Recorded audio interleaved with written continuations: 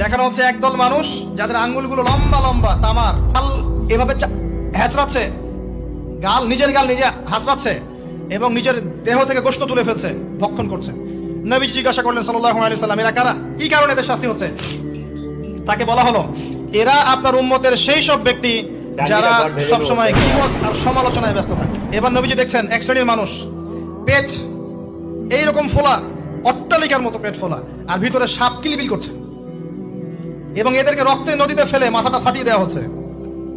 নবী জিজ্ঞাসা করলেন সাল্লাল্লাহু আলাইহি সাল্লাম, এরা কারা? এরা আপনার উম্মতের এই সব ব্যক্তি যারা ছিল সুদখোর, রিবাখোর। মানে এই উম্মতের অন্যতম বড় সমস্যা হবে রিবা, যেটা আমি বলেছি, প্রতিটা সেক্টরে রিবা। সবচেয়ে নিম্ন পাপ নিজের মায়ের সাথে জেনা করা, সবচেয়ে উচ্চ পাপ আল্লাহ এবং তার রাসূলের সাথে যুদ্ধ করা, এটা হলো সুদ।